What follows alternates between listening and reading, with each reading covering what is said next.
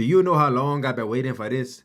Whew, I'm about to make a name for myself. Yeah. Guys, I am fresh off of WWE Summerslam 2024, and might I say that was a great show. It was great wrestling. We had great storytelling. A lot of stories were advanced. I don't know if too many stories really culminated, more so they're continuing. But everything you would want out of a PLE from WWE, this had. I know I spoiled the ending of the show, but I mean, if you tuned in, you probably already know what happened. Before I get too deep, this show had 7 matches on it, as opposed to Triple H usually doing 5 matches per show. We had 7. And you know what? It worked out for the better because the show still ended at a little after 11 o'clock. I've got used to the 5-match format, so like watching this, I'm like, damn, bro, like 7 matches? I feel like I've been spoiled now. But it's okay. You know, if we're doing 7 matches for like the big 5, that's cool. Like if you want to do that for SummerSlam, because War Games has War Games and Royal Rumble has the Rumble, those are like hour-long matches. The WrestleMania is 2 nights. So for SummerSlam, you want to do like 7 matches and be ambitious, which dare I say ambitious because they've done this many years in the past. That's fine with me. Now let's get into the card. Tonight's show opened up with Liv Morgan defending her World Heavyweight Championship, Women's World Championship, I should say, against Rhea Ripley. When Rhea Ripley was making her entrance, Dominic Mysterio came out with her. So that kind of established the precedent of this match, being that Dominic has already chosen Rhea Ripley. Bell rings, and within like 3 minutes, Liv Morgan sends Rhea Ripley's shoulder first into the turnbuckle, and it looked like she dislocated her shoulder or something. It was selling like she was really hurt. And normally, like, you know, I can tell when a wrestler is hurt or not just by the way they're like selling, and if there's like people like rushing to check on them or whatnot. Now, I don't know if Rhea Ripley is double jointed, but it legit looked like her shoulder popped out of its socket. Looked like it was turning a reddish purple and like a little bone was sticking out. It was grody. It was using that as a targeted point, and that was kind of the centerpiece of the match. Rhea popped it back into place a little bit later on and got back into the mix. 2 minutes later, she grabs a chair. She got frustrated with Liv Morgan, is about to hit her. Dominic Mysterio on the apron grabs the chair away from Rhea Ripley, like, no, mommy, don't get yourself disqualified, da-da-da-da-da. Liv kicks Rhea into Dom, sends him off the apron. She hits Oblivion onto Rhea, goes for the pin, but only gets 2. Dominic takes the chair and sends it right into the middle of the ring. And it's prime positioning, prime spot for Liv to hit the Oblivion, which she does onto Rhea, onto the chair. It's very apparent at this point that Dom is helping Liv, but we don't clearly know just yet. Liv goes for the pin, she gets it, and she retains her title. Now, outside the ring, Dominic Mysterio goes to help Liv Morgan off the ground after she's celebrating, and they start making out. Like Dominic's tongue is having a boxing match with Liv Morgan's throat at this point. They leave to the back together, and that's how we go off air. As story advancement goes, this needed to happen. I thought it was all great. As a match, it was pretty good. Nothing super crazy, but pretty good. I would go 3 3/4 out of 5 stars. I think my expectations for this match were like a little too high, but you know, they left room for there to be a rematch, probably several rematches down the line. I'm sure the next match is going to bang out. Okay, so this is right after SummerSlam, and like Peacock, for some reason, it takes like an hour or 2 for them to actually upload the whole show to watch. I went to grab my food. I got Uber Eats during this match. So like the first 2 minutes I saw, then my Uber Eats was at my door. I went to go get it, and then I went to the bathroom.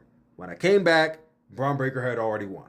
I was mad because I wanted to see Braun Breaker pin Sami Zayn. I wanted to see him beat Sami Zayn. I didn't want to see the aftermath. I wanted to see the whole thing. I know I'm going to have a good night's sleep tonight. You can all take a deep breath. On a serious note, though, Braun Breaker should have won last month, but I'll take him winning at SummerSlam. It's a bigger stage. It's cool. I didn't really rate the match because, again, I didn't see half of it. And judging that I didn't see half of it and I dipped out at the 2-minute mark, that tells me the match was at least 5 minutes, very short. I feel like at that point, if it's going to be 5 minutes, just have Braun Breaker squash Sami Zayn. Squash match is what I think it should have been, but I guess at that point you can't really constitute it being that because Sami already beat him, so why would he squash him the second time? Anyway, Braun Breaker's the champion, that's all that matters. Logan Paul defended his United States Championship against L.A. Knight. These two were brawling before the bell even rang. They were outside of the ring, on top of the announce table for about a good solid 2-3 minutes. Then they got into the ring. They were duking it out with each other. At one point, Logan Paul got LA Knight on the outside, and he hit this beautiful, this beautiful springboard trapeze moonsault onto the outside. Logan Paul is one of the pound-for-pound best athletes going in WWE today. Had he had a reign that had, more than 2 fucking defenses, I would have justified him holding on to this title longer. But no, in the last 9 months, he only defended a title 2 times. So at this point, I was completely over Logan Paul as U.S. champion. You could keep Logan Paul on the roster. I have no issues with him wrestling. I think he's a great wrestler. Really good, great athlete.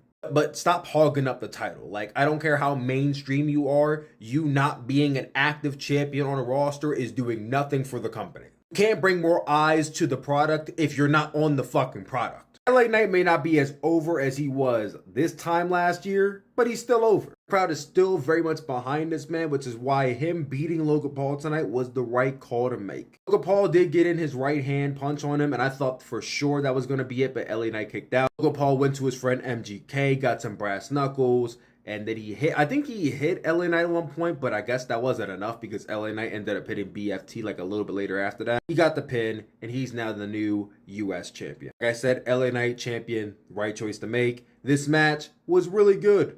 I would even say bordering almost great. I would give this match 4 stars. Still think it should have happened at WrestleMania, but better late than never. Bayley versus Nia Jax for the WWE Women's World Championship was way better than I thought it was going to be. Of all the matches on this show, this was the one I was least excited about. Not to say I wasn't excited at all, but the least excited about. I don't know how people still believe that Nia Jax has not improved whatsoever. I mean, look at her match with Becky Lynch early in the year. Look at her match against Laya Valkyria at Queen of the Ring. And look at this match. She's a big girl and her moveset is not vast, but she just gets it now. I don't quite know how to describe it because it's like there's not too many more moves she added to her arsenal, but there's just the way she carries herself in the ring is just better. The way she performs is just better. I wouldn't say she's a great women's wrestler, but she's improved a lot. Getting deep into this match, and I'm like, you know what? If Nia wins, I'm not mad at it. She's my prediction anyway, but I'm not mad if she wins. Tiffany Stratton comes out, teases a cash-in. Triple H does this cash-in tease so many times that at this point, I'm used to it. I still don't like it as much, but I'm used to it. Tries to cash in, doesn't work. Nia sees this, powerbombs Bayley once, then powerbombs her again. It's an annihilator on her. Mind you, Bayley kicked out of one annihilator already, but she hits one after the 2 power. Doesn't stop, goes to the top, hits a second one. Like 2 powerbombs, 2 annihilators back to back. That gets her to win. The cockiness on top of it. Again, Nia Jax killing it. Nia Jax is the new women's champion. It's well deserved. Doesn't need to have a long reign, but I'm interested to see where this goes because I'm liking the dynamic between her and Tiffany Stratton, especially with Tiffany being the briefcase holder and Nia being the champion. It could be some very fun segments down the line and some fun feuds. So to those in doubt, I say let it play out. Let's see where it goes. This match also 4 out of 5 stars. Really good shit in here. Match I think we all came to see, CM Punk versus Drew McIntyre with special guest referee Seth freaking Rollins. For a match that I was most excited for on this show, I can say without a doubt this was the most underwhelming match on the entire show. It wasn't bad, it was just slow. For 2 guys who've been feuding for 9 months now, going back and forth on the mic, trading, costing each other matches, costing each other time in the ring due to injuries. The added inclusion of Seth Rollins, who's been mixed into this feud and mixed into this like for both of these men. The intensity was there for like the first 3 minutes, and then it just came down for some reason. I feel like these men were so concerned with trying to get their shit in on a verbal level with the way they were speaking to each other in the ring that they weren't that worried about like the in-ring psychology. I wouldn't even say it was the in-ring quality that suffered. It's just the intensity was not there. It felt mostly towards the end like they were just trying to wrestle each other.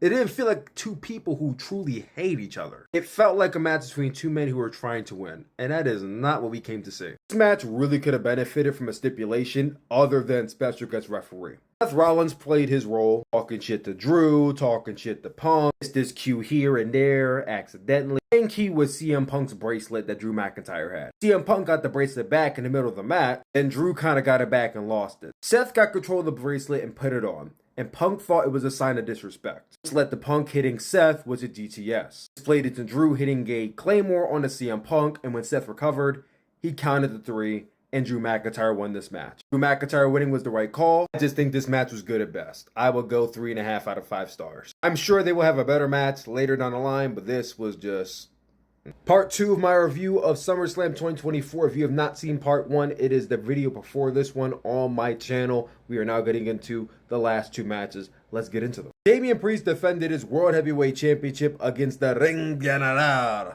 Gunther. Woo-wee! That shit was balling, bro. They were hoping in this match, bro. Let me tell you, I already knew walking into this match that Damian Priest and Gunther were about to cook up something special. 2 men, completely different styles, completely different upbringings, completely different backgrounds, but I just knew it was going to work. Number 1, Gunther can work with just about anybody and pull them to, at the very least, a good match. Damian Priest doesn't cook in every single match he's in, but when he's motivated, oh, he can go out there, he could put on a banger. Baby, when that bell rang and they started chopping each other, and within like 5 minutes, Damian Priest had chopped Gunther so much or so goddamn hard that Gunther's chest was bleeding, bro. I mean, his chest was bleeding. His chest was bleeding. He chopped Gunther that fucking hard. I said, oh, wait, okay, let me strap in real quick. I need a seatbelt because I'm in for a ride. Damian was laying it in thick. Then Gunther started laying his shit in thick. And Damian was never bleeding, but his chest was getting red. I mean, it wasn't the chops. Damian was laying his shit in the whole match, whether it was the kicks or the elbows. I don't know if Gunther may have looked at him the wrong way before the match started, or maybe it was that he was implying that he was poor or a hoodlum or some shit, but my man Damian Priest was not holding back. Not gonna lie, there was like 2 parts in this match where I was getting concerned that Gunther was about to get punked out by Damian Priest. Like, all right now, I know you a big guy and you're getting your shit in on Gunther, but we got to protect Gunther here. Let my man get some shit in first. I think this is probably the most vulnerable in a match I have seen Gunther in quite some time. Probably since he wrestled Sami Zayn in WrestleMania. And Gunther does not look vulnerable that often. Even the match against Sami Zayn, I feel like Sami Zayn didn't start coming back until the very, very, very end. Damian from the very beginning had Gunther's number. I mean, they were going back and forth. Don't get it twisted. But with Gunther from time to time, I'm just like, dog, fight back. What are you doing? Real shit though, this match was actually great. The offense was back and forth from the strikes to the submissions to the suplexes to everything in here was just...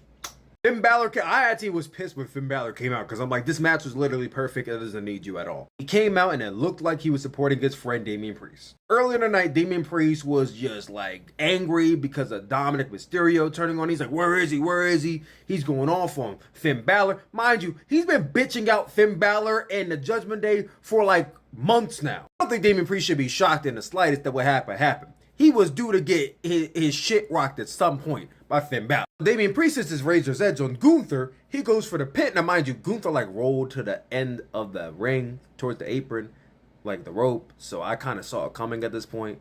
But he goes for the pin. Finn Balor grabs Gunther's foot and puts it on the rope to cause a rope break. The crowd pops because now we know Finn Balor has turned his back on Damian Priest. Damian Priest is pissed. He's trying to go after him, but Gunther locks him into a submission. He locks him into the sleeper hold. Damian gets out of it at first, and I'm like, oh. Goes after Finn Balor again, but Gunther gets him back in the ring, hits a powerbomb, and then locks in the sleeper hold for a final time, and he passes out. Gunther is now your new World Heavyweight Champion. Like I said earlier with Finn Balor, I saw it coming.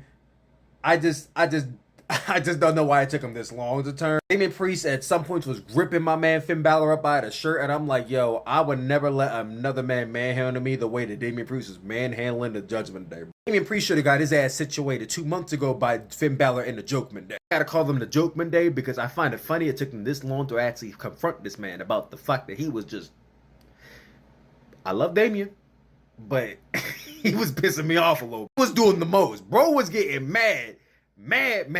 And it's like, I get the situation, calls you be upset, but nigga, I need you to calm the fuck down. And the major problem was nobody was saying shit to him. They were all scared. So you know what? I guess Finn Balor's balls dropped finally and he confronted this man. Now, does this mean that Damian Priest is going to be out of the Judgment Day, or are they just dissipating as we speak? Because Dominic's off a live. I'm imagining that he probably is dipping for the Judgment Day. Damian Priest might have been outed from the Judgment Day. So I guess this is the end. Maybe they have an official segment on Raw. I'm not too sure. Judgment Day as we know it is down the drain. That being said, Gunther's the new champion. Long overdue. That being said, Gunther's the new champion. I couldn't be any happier. Gunther was a phenomenal IC champion. He was a astronomically phenomenal NXT UK champion, and I can't wait for him to be the World Heavyweight Champion for the next 30 years. Listen, for me, when I give out 5-star matches, I feel like I just know. Like, as soon as the match is over, I know this is a 5-star match. I don't think I had that feeling when this match was over, but I was pretty damn close to having that feeling. So I'm going to go 4 3/4 out of 5-star. Terrific match. Definitely match of the night. Definitely go watch it. The main event, Cody Rhodes defending his WWE Universal Championship against Solo Sikoa in a Bloodline Rules match. And you know what that means. Interferences galore. The first 15 minutes was a straight wrestling match between Cody and Solo, and it was alright. There's nothing groundbreaking or super inventive happening in that first 15 minutes. Honestly, if you scratch the first 15 minutes out, I don't think it detracts or adds to this match whatsoever. Let's get into the important shit, right? Tama Tonga and Tonga Loa come out and they start attacking Cody Rhodes. Hit their tag team finisher. Solo goes for the pin. He kicks out. Evan Owens comes out. He goes after Tama Tonga, Tonga Loa. They start fighting him off. This brings out Randy Orton, who goes after both men. RKO send off Tama Tonga and Tonga Loa. But he then gets Solo up for the trifecta of Crossroads, only hits 2 and then is cut off by Jacob Fatu. Jacob Fatu hits the Whisper in the Ring. He is mowing down Cody Rhodes. He gets him outside of the ring, gets him on an announce table, and goes for an Uso splash through the announce table. And when Jacob Fatu hits this announce table, his ankle hits the side pretty hard. And it is very evident that he either fractured something, hopefully he didn't break anything, but he hurt himself. As soon as he hit this move, he's grabbing his ankle, and it looks like he's in severe pain. Tries to stand up, and his knee buckles, and he falls back down to the mat, and he's throwing chairs. He looks abhorrently angry. My thing is, you are not that angry after doing a big move like that unless you either fucked up or you fucked up yourself. I think he injured himself, unfortunately. Saw some fan cam footage of him being helped by a referee to the back. Hopefully it's not that serious. Hopefully it's a stinger. He sprained something. But it didn't look too good when that spot happened. Let's just say that much. It would truly suck if he got hurt during this spot and is going to be out for some time. So let's wish for the best. Signals for Solo to get back into him with Cody so that way he can pin him. This brings out the Tribal Chief Roman Reigns, who makes his return to WWE for the first time since WrestleMania 40. Crowd pops huge. Roman does a little slow walk down to the ring. As he gets closer to the ring, he starts running. He runs into the ring. Solo's on one side. Cody's on the other side. He cocks his hand. He goes straight towards Cody, but then he turns and he Superman punches Solo in the head. The crowd pops huge. Roman Reigns basically turned babyface in that moment. There's a little ooh, does the spear onto Solo Sikoa. Looks over at Cody, and he walks off and leaves Cody to the devices of Solo Sikoa. Cody Rhodes capitalizes on this, hits a Crossroads onto Solo, gets the win to retain the Universal Championship, all the while staring down Roman Reigns. Cody's untrusting of Roman, as he should be. Roman is immediately locked into a feud with Solo. They're going to battle for Tribal Chief position. There's a lot going on right now, and I'm excited for it all because SmackDown really needed this lethal injection from Roman Reigns. Let's all be honest, we know Roman's not going to be on TV every week. But when he is on TV, it's going to be must-see television. I also find it a little interesting that Jey Uso was not on the show at all. I thought for sure maybe he was going to come out to fend off Jacob Fatu, but maybe he was and Jacob got hurt so that got scrapped. But there was no Jey or no Jimmy whatsoever. I imagine that if Jacob and Tama and Tonga are going to side with Solo, that's 1v4. Jimmy and Jey come back, they might join Roman's side. And then I think Solo and Roman might have a little something going on, and maybe Cody teams with Roman and the Usos, maybe? We got Hikuleo and Zilla Fatu in the works, in the wings, but like we not worried about them right now. We're worried about what we got right now. What we got right now is Cody as champion, which is also my thing. Cody has been moved to number 2 immediately. Just sick, but Roman's a babyface now. And he's the most over. So I don't know how this is going to work with Roman and Cody. That all being said, though, I would only give this match 3 stars. If you take out the Roman return, this match was very fair. Happy that Roman returned, though. Comment below your thoughts on the show. Talk more soon.